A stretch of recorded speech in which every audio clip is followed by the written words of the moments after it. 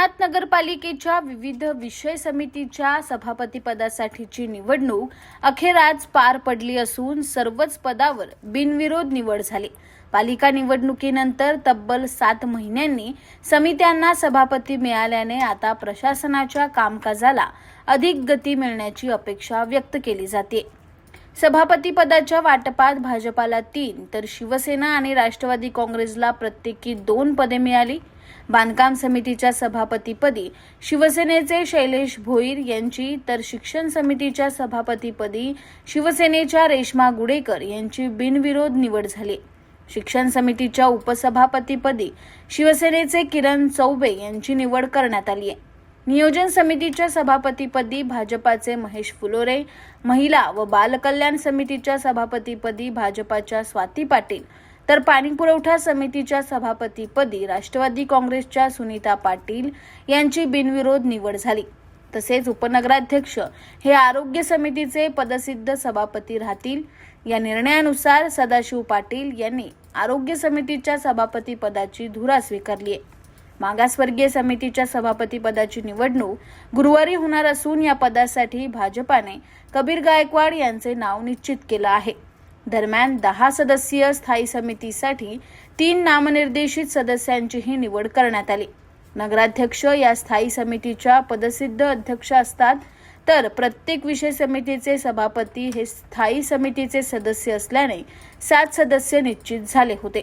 उर्वरित 3 सदस्य म्हणून शिवसेनेचे रवींद्र करंजुले तर भाजपचे पवन वाळेकर आणि अनिता भोईर यांची निवड करण्यात आली। या संपूर्ण निवडणूक प्रक्रियेत प्रांत अधिकारी विजयानंद शर्मा यांनी निवडणूक निर्णय अधिकारी म्हणून जबाबदारी पार पाडली। समितीच्या स्थापनेनंतर पालिकेचे कामकाज अधिक वेगाने आणि प्रभावीपणे होईल असा विश्वास भाजपा जिल्हाध्यक्ष नंदू परब आणि शिवसेना गटनेते रवींद्र करंजुले यांनी व्यक्त केलंय। टोटल आपण पाहिलं असेल 13 सदस्य 13 आमच्याकडे होते, 17 त्यांच्याकडे होते। त्यापैकी नियोजन, दलित वस्ती, स्टँडिंगचे 2 आणि महिला बालकल्याण अशी 3 सभापती आमच्याकडे आणि 2 स्टँडिंगची अशी 5 आमच्याकडे। आमचं शिवसेना भाजपा युती असं ठरलं आहे की अल्टरनेट ठरलेलं आहे। ज्या वर्षी PWD आमच्याकडे असेल त्या दिवशी पुढच्या वर्षी ते त्यांच्याकडे असणार अशा प्रकारे ठरलेलं आहे। आणि दोन्ही पक्षांमध्ये आम्ही समंजसपणाने आणि अगदी विचारविनिमय करून अशा खेळीमेळीचे वातावरण आम्ही युतीच्या सगळ्या ह्या घडामोडी पार पाडलेल्या आहेत। सर्व सन्माननीय सभापतींना माझ्याकडनं शुभेच्छा आहेत। तसंच चव्हाण साहेबांनी जो मार्गदर्शन केलं आणि हा सगळा विषय अगदी युतीच्या संदर्भात बैठकीमध्ये संपवला, त्यांच्याही शुभेच्छा, त्यांनाही शुभेच्छा देतो आम्ही।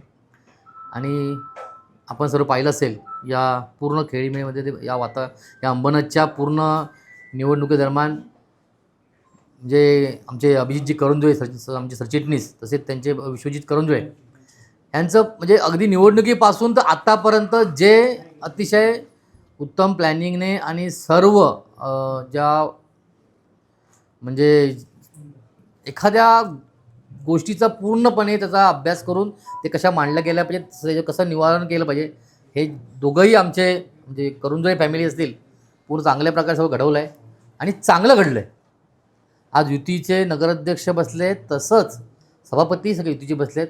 आमच्या 28 नगरसेवकांना पैकी प्रत्येकाला संधी मिळणार आहे आणि त्यामुळे सगळे नगरसेवक आमचे खुश आहे। नक्कीच आता याबाबत न्यायालयात आणि जिल्हाधिकारी कार्यालयाकडे सुनावण्या झाल्या आता आणि त्याच्यानंतर निकालही आपल्या शिवसेनेच्याच बाजूनं लागला होता, परंतु वरिष्ठांनी एकत्र बसून युती झाल्याचे जाहीर केल्यानंतर आज सभापती पदाची जी सार्वत्रिक निवडणूक झाली आणि यामध्ये शिवसेनेला 4 सभापती पदं आणि भाजपला 3 सभापती पदं मिळाले।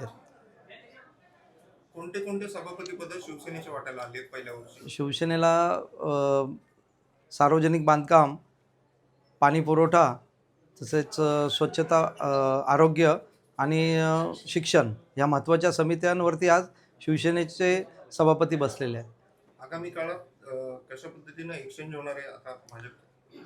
त्या पद्धतीनं सर्व ठरलेलं आहे। 5 वर्षाचा संपूर्ण कार्यक्रम युतीच्या माध्यमातून आमचे दोन्ही जिल्हा प्रमुख गोपाळजी लांडगे साहेब आणि भाजपचे जिल्हा प्रमुख यांनी बसून तो कार्यक्रम केलेला आहे पूर्ण तयार.